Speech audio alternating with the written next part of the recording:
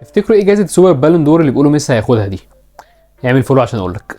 الجائزه دي بتقدمها فرانس فوتبول لافضل لاعب خلال اخر 3 عقود، يعني 30 سنه.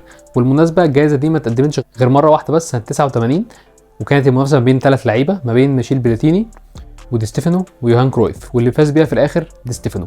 طب ليه سنه 89؟ احتفالا بمرور 30 سنه على تاسيس مجله فرانس فوتبول. وليه دي ستيفانو؟ عشان مساهمته كبيره قوي مع ريال مدريد في حصد 5 كؤوس اوروبيه تشامبيونز ليج حاليا من سنه 56 لحد سنه 60.